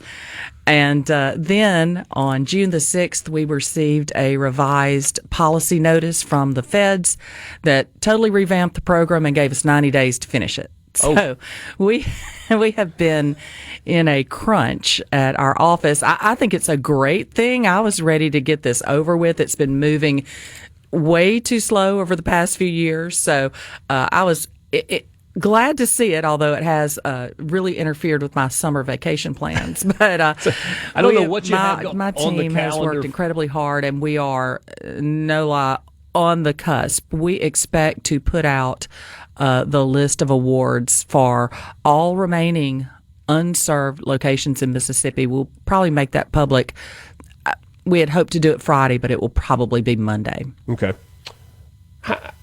How much of the state is still unserved? Because I guess one of the things that stands out to me, where I live, I'm in Lafayette County, and if you go out into the county, you see those loops of wire that are on poles all over the place. That's all over the state. We were in West Point earlier this week and talked with the crew at 4 County Electric, and they've talked about how they've been able to change that regional area by getting broadband out into the country, out into the sticks, if you will. So what's left? The most difficult locations in the state of Mississippi. That is what's left. We have about 92,000 locations that are left in the state of Mississippi. We have watched that dwindle down. I think probably 3 years ago when we started this, it was probably more at 220,000, and we've watched that go down as there has been a lot of private investment. Also, our office, the Beam office, we have administered some ARPA funding, about $150 million in ARPA funding for large-scale fiber projects as well. So we've been able to take that off the map. And then there have been some USDA projects, reconnect projects, just as recently as, about 2 months ago, there were 3 more projects announced. So then we had to reshuffle our map and make sure that we could accurately show what was then in that project, so we would not award that to another provider. So keeping up with what is served and what is unserved and having a very accurate map for the state of Mississippi has been a really important part of our job. Where are we from an infrastructure standpoint? Because the fiber runs that go to your house or to your office, that's kind of the end of the project, right? That's the getting it from the main line to the end location. But in terms of the bigger lines and the proximity of where they need to be, where are we? I think we probably have some gaps in the state of Mississippi. You know, we do have some big lines down 55 and across 20. There was a middle mile project that was funded by the feds a couple of years ago that has gone across 20, but certainly there are some gaps in the state. And, you know, we hope to look at that as we move forward. There are going to be some excess funds that we're not going to use as a state because our build out, as I said, the numbers have shrank some. So we're going to have some excess funding, and we're hoping that we're going to be able to use that supplemental funding to bolster any of those areas that are needed. We were talking yesterday about the data center kind of explosion in the Jackson metro area, and you've got the Meridian project as well. And one of the reasons that has been so attractive is because you're in kind of one of those main hubs, right? Running Dallas to Atlanta, that I-20 corridor. Can you tell us about the significance of that and what that means in a way that, you know, a fifth grader can understand it? Well, you know, we've been referring to that really as kind of the AI corridor, really, across the state. You know, one thing that has been interesting to me, I do not have a background in technology. I'm an attorney by trade. I was in the legislature. You know, I'm really a federal grants manager, but I've been in this area now for 5-6 years, and so I still learn things every day. And one thing that has been a topic of conversation is the need possibly for an IXP in Mississippi. I didn't even know what an IXP was. It's an internet exchange point, which is where different carriers can come together and your data comes in. It was, you know, explained to me that, happens? You know, right now everything that we send out from Mississippi has to go either to Dallas or Atlanta. So, you know, we don't perceive it, but it's so quick, it goes out and back. So we do have a bit of a lag here in Mississippi. And while that may not be as important to me as I'm sending an email or watching Netflix, you know, it is important when you get to an issue like robotic surgery or autonomous vehicles, where every micro millisecond count. So I think that's something that we're talking about and going to explore possibly with, we're calling it the supplemental funding that may be available after we get through with this round of funding. We're not sure. The feds may pull it back. They've pulled back some other funding that our office had available at one time. So certainly understand that, and we want to make the best use of this funding as possible. You certainly could speak to this better than me because of the grant funding and your role in that. When you have grant money, sometimes there's a very narrow way in which you can spend those funds, right? It's like, okay, the funds are for this and they have to be used for this. I'm curious as we watch Starlink, which is Elon Musk's product for satellite internet, as we see it get better and better and more reliable and faster. When we think about some of these rural locations, would that be a better way to use the money as opposed to building out the infrastructure, or is that just not even an option or a possibility? Starlink, and then Amazon has a project called Kuiper that will be available. So we anticipate that being part of our mix of projects throughout the state of Mississippi. The previous rules for the grant, I talked about them being changed June the 6th. So previously there was a preference for fiber, and that preference was pulled back on June the 6th. So we had to reevaluate our scoring criteria in a different way, and it's by cost only. So we have gone through numerous rounds of application process, and certainly those LEO, low Earth orbit satellites. Some people don't know what that stands for. Yeah. So those LEOs, whether it be Starlink or Kuiper, which is Amazon's product, will be part of that mix to reach those more isolated areas, because we look at the cost per passing for every location, and we have every address in the state of Mississippi on our map, and we know how much it costs to get to every location in the state. And so those that are over, say, certainly anything over $20,000 is just too expensive to reach with fiber. So we have that in our awards. We look for about 7 to 9% of our awards will probably be a LEO provider. That's really interesting. So when they redid the rules, they said, "Hey, let's do what is most efficient, what's smart, not just we said do it this way, so let's keep doing it this way." Exactly. And honestly, it was not a big change to what we had already planned. We've had to develop a lot of plans and proposals, and we've known a couple of years back, I had some consultants in who looked at the state of as a whole and looked at where our more costly areas were. And so we knew from the very beginning we were going to use about 10% of our funding for LEOs, because we've got to be smart about this money, and it's just not a good use of taxpayer money, of my money, your money, to try to reach one location out on a dirt road that might be 5 miles away from everybody else. It's just that's a great candidate for Starlink. Now, we are hesitant to use Starlink. There are some limitations, and I say Starlink, I mean both the LEOs. Sure. There's some concerns that we have about the ability for that to scale in the future. Certainly, it's great right now. I've got friends who are using it, but there's some limitations. Sally, let me interrupt. Hold that thought. Yeah. I'd love to finish this up on the other side of the break, but we're up against a hard break, so let's take a quick time out. We've got more coming up with you. It's Mornings with Richard Cross, visiting with Sally Doty, director at Beam here in Mississippi. We're back right after this.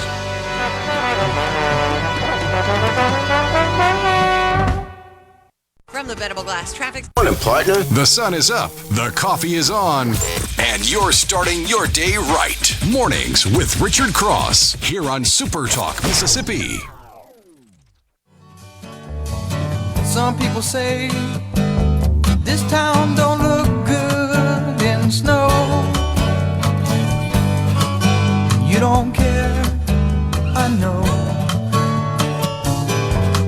Thursday. Thanks for joining us. Don't forget the C Spire text line is open, 601-879-4395. Sally Doty is my guest. She's director at Beam here in Mississippi, the broadband and expansion accessibility of Mississippi agency. And we were talking about some of the limitations potentially with scalability moving forward for the LEOs, low Earth orbit satellite. Low Earth orbit. So now those are different than what we've had access to, HughesNet, Viasat, some of the others. These are different. This is the Starlink and Amazon Kuiper product. Okay. Is there any reason to believe, though, that they're going to slow down in terms of technology? I mean, I certainly understand that concern as we sit here. It's like, okay, the technology today maybe gets us to a spot where it's not as scalable as we want it to be, but it doesn't feel like those are companies that are just sitting still. Oh, they're not at all, but Amazon's not fully operational yet. I have full faith that they will be. I mean, I have my Amazon packages dropped off every day. They do a great job at all the things they do. So looking forward to working with them. But there are some inherent limitations in satellite service, even this low Earth satellite. Mississippi is the third highest state with precipitation, and so there's a disruption in precipitation sometimes. I'm talking to my friends also that had Starlink to get some, real time information here, but that's what all the studies say. Also, because of that, we have one of the highest rates of tree cover in our state, and so that's it's a line of sight product. So you have to take those things into consideration. But really, as you look in the future, fiber is expandable. I mean, there's just no question about that. Almost ultimately expandable. So it is the more scalable product. I heard somebody say the other day that giving someone who's never had internet, it's kind of like giving somebody who doesn't have electricity a generator instead of doing wired power to their house. So I thought that was kind of interesting. So while Starlink and Amazon, they are going to be important for our most rural areas, for those high-cost areas, fiber remains extremely important, and we're going to have a lot of fiber bills throughout the state. We have been through a long process. We have pre-qualified the providers that will be participating in this. They have now gone through, I think we had 5, 6, 7 rounds of funding to try to get everything covered, because these don't exist in a vacuum. You can't just plop down a project as a provider. You've got to be connected to your backhaul fiber and all this. So we have been through a very intense process. We've had a lot of technical help, a lot of accounting help to get all that worked out. And we're going to announce those, like I said, next week and have a period of public comment. And I want to tell everybody how to find out about that. Okay. So we will have all of that on our website, BEAM, BEAM, beam.ms.gov. You can look on our website. You can pull up our map, and we have a map with everybody's address across the state. In fact, during the commercial break, we were looking up somebody's mom's location here. So you can go to the map, look up your address, and see what your status is, okay? Okay. So you can see what project area you're in, and then go to that project area and see who the provider is. Now, within a couple of weeks, maybe a month, we'll be able to click on the map and it'll tell you under BEAD you're going to have this provider. You might have to do that. It might have to be a little manual right now while we're getting all that in place. But we'll have the instructions up how to do it. Go to our website. You can always call our office. We're easy to find. BEAM. You can Google us and find us. And we've got people who'll answer the phones and help walk you through that to see who your provider will be. Now, this does not happen immediately. These are large-scale infrastructure projects. That's right. I think back to when we were first getting fiber, and it's like, okay, I'm ready. Yeah, and it's like, oh, it's going to be 8 months. Takes, yeah. Or a year or however long it's going to be. But the point is, a little bit of patience is required. Yeah, it is. These are large-scale projects. You got to get permitting, and also we've got to get federal approval as well. Now, they gave us 90 days, and they promised that they would review our projects and approve them within 90 days. So will remain to be seen whether they can do that. All 50 states will be submitting, so I hope so. So during that 50-day time period, we're going to be working out the grant agreements with our providers. working out their kind of their milestone steps throughout this process. We don't just hand them a check for $3 million or $5 million. No, it is a reimbursement process. So we define certain milestones. Is it in design, engineering, permitting, construction, and different steps in construction? And we reimburse them when they reach those milestones. They tell us, hey, we reached this, here's our documentation, and then we reimburse them. So we're going to track all of these. We hope to have a tool on our website also that will give more information about them. We're calling it the pizza tracker, kind of like the Domino's pizza tracker. Yeah. You've ordered, it's in the oven, it's out for delivery.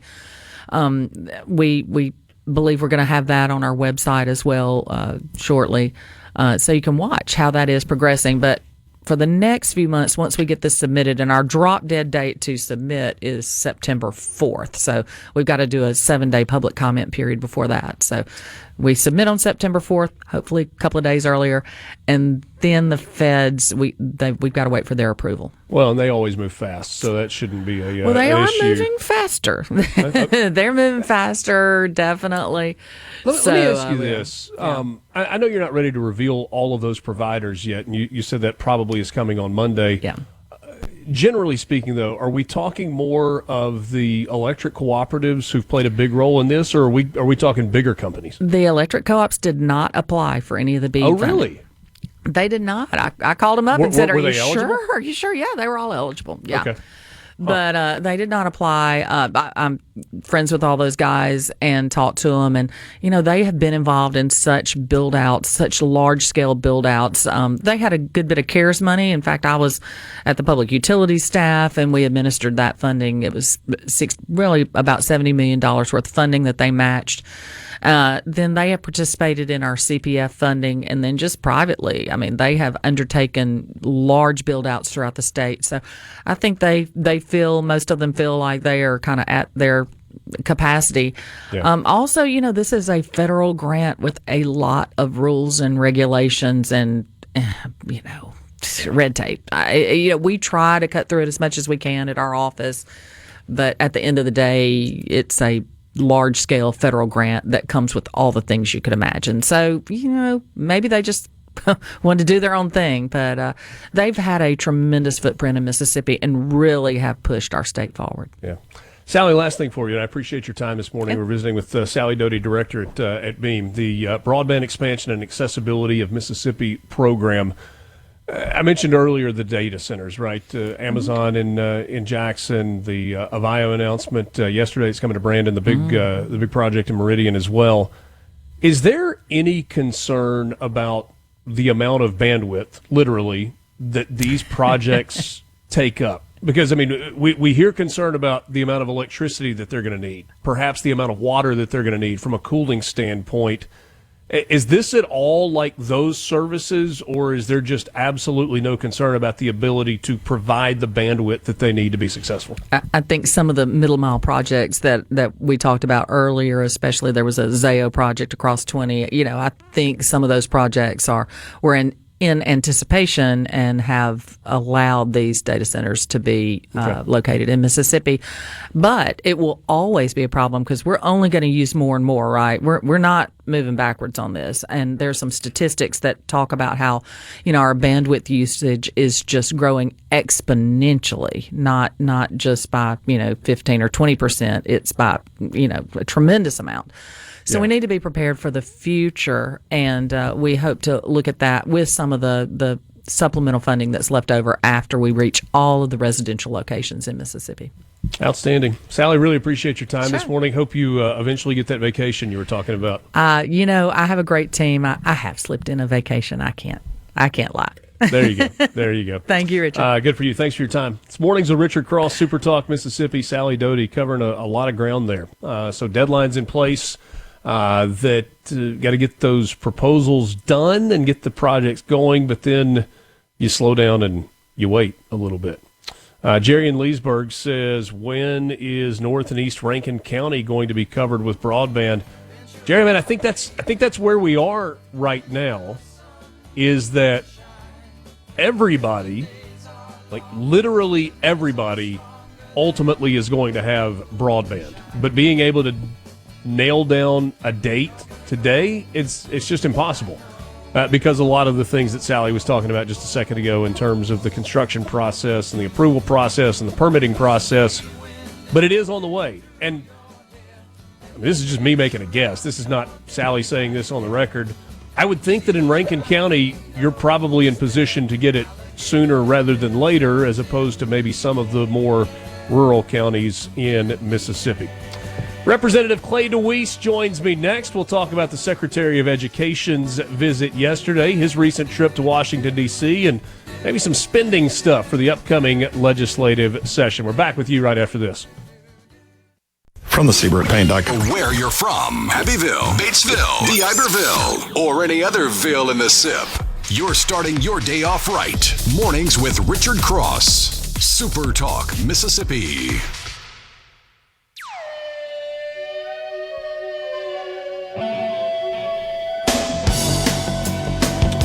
A little under half an hour left with you on this Thursday morning. Glad to have you along. It's Mornings with Richard Cross, Super Talk Mississippi. I want to remind you that the boys will be on the road this afternoon. Sports Talk Mississippi will be on campus at Dantzler Arena at Mississippi Gulf Coast Community College. They have their Meet the Teams Day and the Welcome Back Students Night, and it's been a fun remote the last couple of years. Hey, Dad and Borky will be there with you starting at 3 o'clock this afternoon.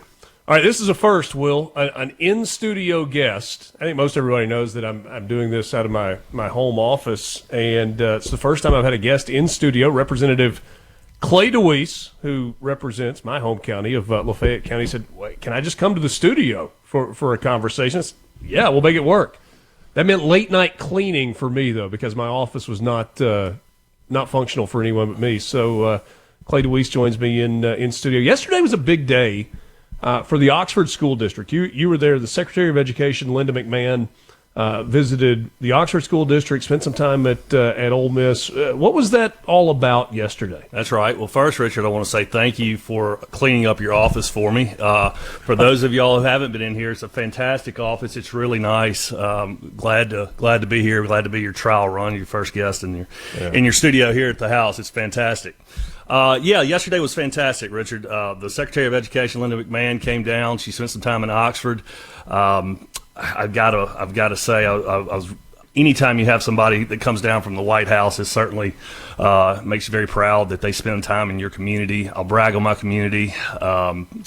Bradley Robertson, superintendent of the Oxford School District, he and his crew did a phenomenal job. I thought they handled the program very well. He let a lot of his administration speak, a lot of the teachers, some of the community leaders around. It was just a really, really good day. I think the secretary really enjoyed her time here, and we were certainly honored to have her. You mentioned the school districts, and Oxford is a place that is incredibly fortunate in that it's not just one, but two public school districts in the county, in Oxford and Lafayette, that have both grown alongside the growth. Both have got leadership that's done really, really good stuff and are kind of one of the examples for how good public schools in Mississippi can be. Yeah, you're right, Richard. That was kind of the theme yesterday, was talking about community. And as the secretary said, I think you mentioned we'll talk about the trip to D.C. One thing she mentioned while we were up there, as the administration is wanting to give education back to the states, she has always said each state is different, and we've just got to figure out what's going to work best for us. As you said, here in Oxford, things have worked very well. As you know, we're a very populated town, high real estate values here in town. I didn't know this until yesterday. 60% of the school district's budget comes from the local taxpayers, the local tax base. 35% or so from the state, and then the other 5% from the federal government. So the investment in the community is what this community has decided to do. It works well for us. Am I naive enough to believe that that would work across the state? Absolutely not. It could work across the state, but I know that's not reality in other parts of our state. And it's our job now to figure out what will work in other parts of the state. I know the speaker's working very hard on that. He and his education team will have an education forum next week, see what he's got planned for the education packages he's planning to roll out next session. So, again, what's working for us is fantastic, but it's been the community buy-in that's really got that going for us. You know, it's interesting when you think about Linda McMahon's visit. I mean, she has been tasked with, in a lot of ways, unwinding the Department of Education, but it's not this blind thing that's happening. It's part of this 50 states tour. I know that's not what she talked about yesterday, but when people hear, oh, the Department of Education is going away, it turns into this panic thing. That doesn't necessarily mean that federal funding for K through 12 or even higher education is going away. It just may look different. Is that accurate? That's correct. And going back to our trip to D.C., when we did hear from the secretary up there, her first line was, "My job is to put myself out of business." So that's the direction they're headed. But no, you're correct. It's not saying that federal funding will no longer come to the states. It's just letting the states have control of the education and figure out what works best for their particular state. You've mentioned it a couple of times. I mentioned it at the outset. You were part of a delegation from Mississippi that made the trip to D.C. I think it was Michael Watson that I was talking to that said, I've been around this for a long time, and I've never seen an administration at the federal level that has been as welcoming and as open to having conversations with state-level leaders. What was that like? Yeah, the Trump administration has certainly worked diligently to open up an open line of communication between the White House and the states. It's really neat to be able to have that kind of connection and conversation with the leaders in D.C. as they focus on the states. So a great trip. We heard from a lot of the cabinet secretaries while we were there, and it really showed their efforts in, we want to hear from you what's going on in your state. And I'll tell you, we've had some conversations with them since being there. They're very quick to respond anytime you have a question. It's really, really neat to have that kind of access to the White House. The federal government's never quick to do anything. They're quick to respond, I can tell you that. I guess the pace that this administration is operating with is they got to be quick to respond, don't they? A little bit. Switching kind of back to state level, the off season is getting shorter by the day. You get to the start of the college football season, and then all of a sudden it's a sprint to the end of the year, and you and your colleagues are back in session at Jackson. I think most people know there is a lot that happens in the time when you're away from the Capitol. We know there was a lot of leftover money this year. The two sides of the Capitol were not able to come to an agreement on some of the special projects. And so that money is sitting off in the side, hopefully gaining interest and getting a little bit larger. Is there any kind of a working plan at this point for how that particular pile of money gets spent? Is it as simple as doubling up next year, or?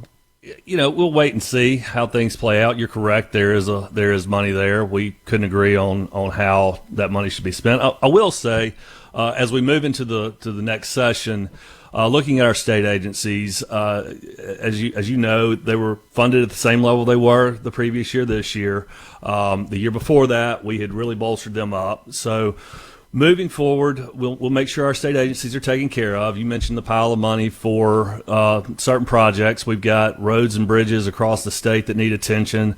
Our colleges and junior colleges and even our K through 12 schools, there's certainly some needs there. So as to how much money will be spent, I don't know. I can't answer that now. We'll see how the process goes moving through the session. And as you know, that's all towards the end of the session when we decide how and where to spend that money.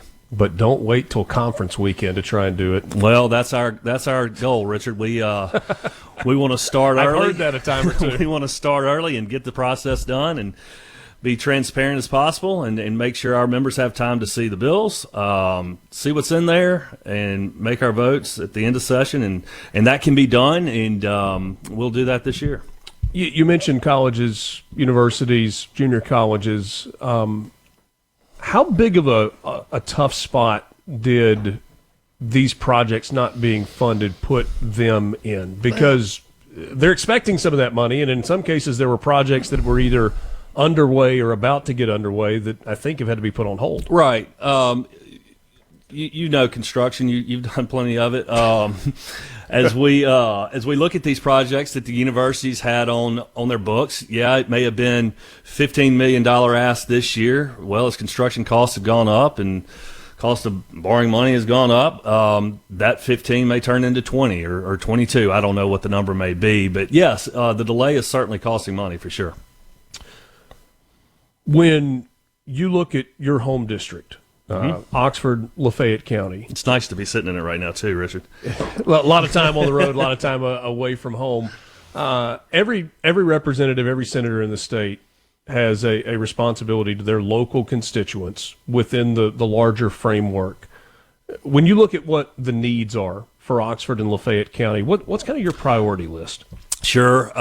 In addition to Oxford, Lafayette County, I'm also responsible for the university, and that's certainly an honor to be able to do that.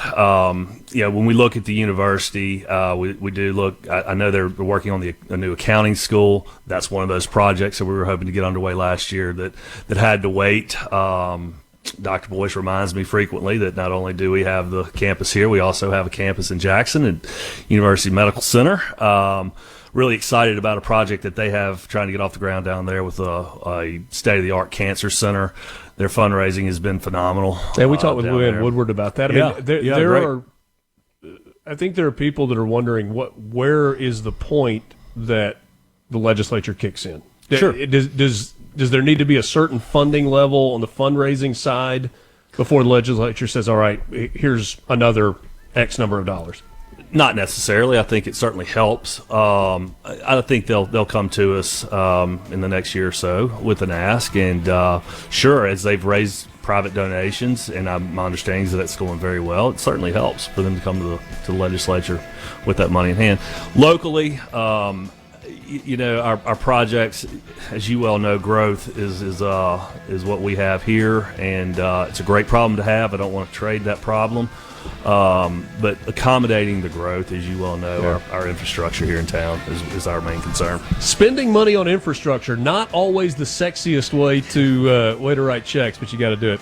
That's Representative right. Clay DeWeese, Oxford, Lafayette County, the University of Mississippi. Thanks so much for your time. Thank you, Richard. Take a time out. We'll wrap up Mornings with Richard Cross with you right after this on SuperTalk Mississippi.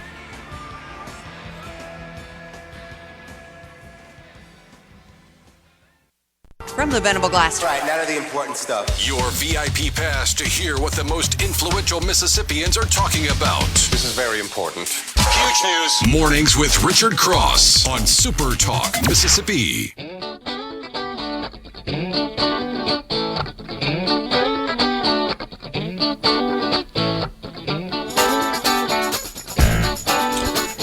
Thanks for being with us on this Thursday morning. One last time with you, Will East. I won't be here tomorrow, so I'll publicly say thank you for being along for the ride this week. It's been fun. Always enjoy working with you. Yep. Makes it feel more like we're coworkers as opposed to you just being my boss and telling me what to do all the time. Tough boss. Yelling at you all the time. Yeah. I don't think you've had many times you've yelled at me. Maybe once or twice. No. But keep it up. We'll I see. just roll. There we go.